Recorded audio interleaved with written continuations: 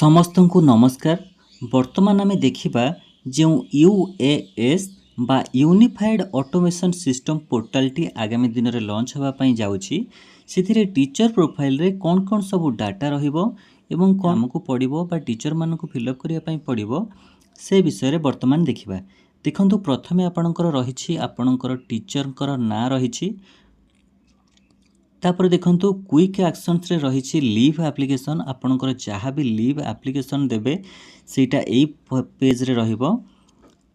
ତାପରେ ଦେଖନ୍ତୁ ସାଇଡ଼୍ରେ ଅଛି ଅନ୍ ଡ୍ୟୁଟି ଅପସନ୍ ରହିଛି। ଆମେ ବର୍ତ୍ତମାନ ବ୍ୟାକ୍ କରିନେବା। ଦେଖନ୍ତୁ ଏହାପରେ ରହିଛି ଆପଣଙ୍କର ହଲିଡେ ଲିଷ୍ଟ। ଆପଣଙ୍କର କ'ଣ କ'ଣ ହଲିଡେଜ୍ ରହିଛି ଏଇ ବର୍ଷରେ ବା ଆପଣଙ୍କର ଏଇ ଯେଉଁ ଏକାଡେମିକ୍ କ୍ୟାଲେଣ୍ଡର ଚାଲିଛି, ଏଇ ସାଲାରୀ ସ୍ଲିପ୍ଟିକୁ ଡାଇରେକ୍ଟ ଦେଖିପାରିବା।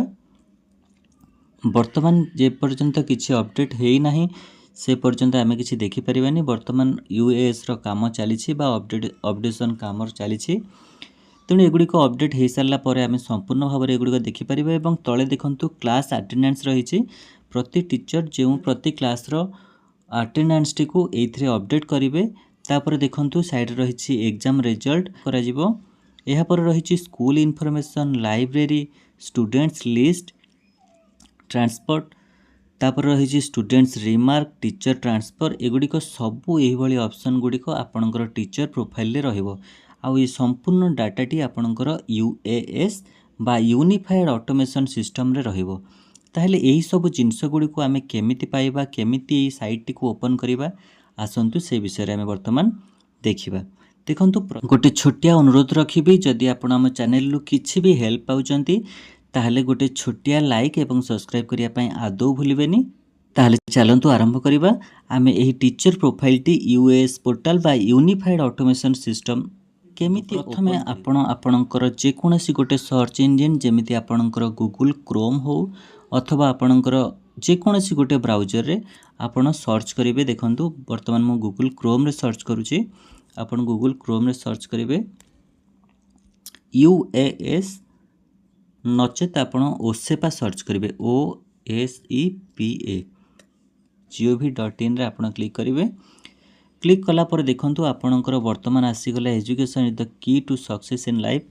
वर्तमान देखंतु आसीगला तळगु टिके स्क्रॉल डाउन कले देखिबे ई गवर्नेंस एप्लीकेशंस जहाँ रही।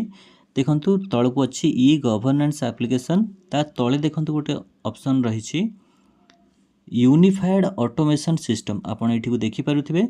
वर्तमान ये यूनिफाइड ऑटोमेशन सिस्टम रे आपण क्लिक करिवे।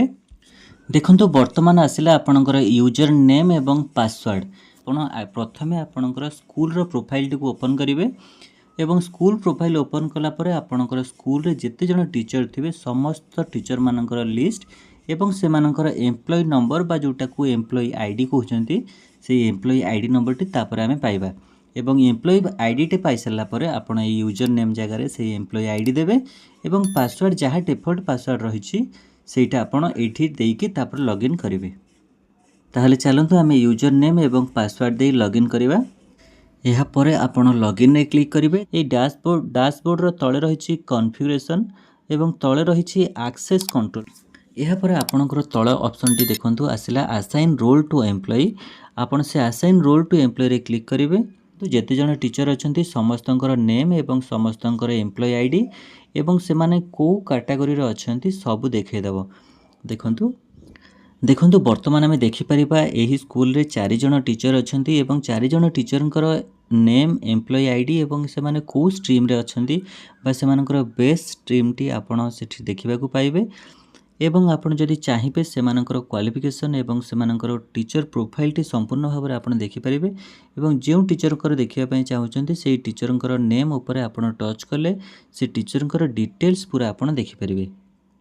वर्तमान आमे जो टीचर आईडी टी खोजुथिले से आईडी टी वर्तमान आमे एठू कॉपी करि नबा। टीचर आईडी टी कॉपी कला परे आपणकर जो स्कूल प्रोफाइल टी ओपन अछि, आपण से स्कूल प्रोफाइल टी को ऑफ करी आपणकर टीचर प्रोफाइल टी बा पर्सनल जो टीचरंकर प्रोफाइल टी को ओपन करिवे।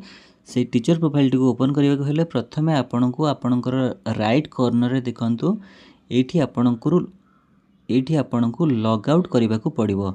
आपण एठी प्रथमे लॉग आउट करि नेबे।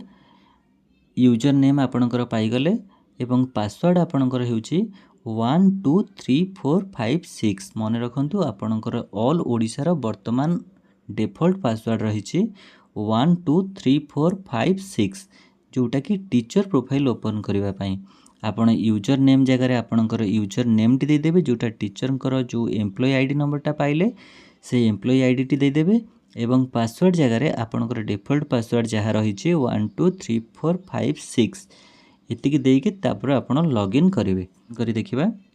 देखंतु वर्तमान टीचर रो प्रोफाइल टी ओपन हो जाइए। ये टीचर प्रोफाइल रे कौन कौन रही आमे तो पूर्वर देखिथिले।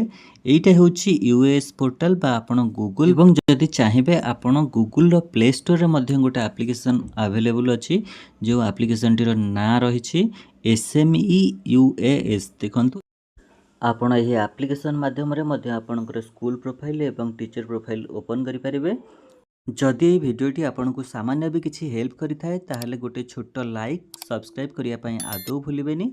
रहिलु नमस्कार, जय जगन्नाथ।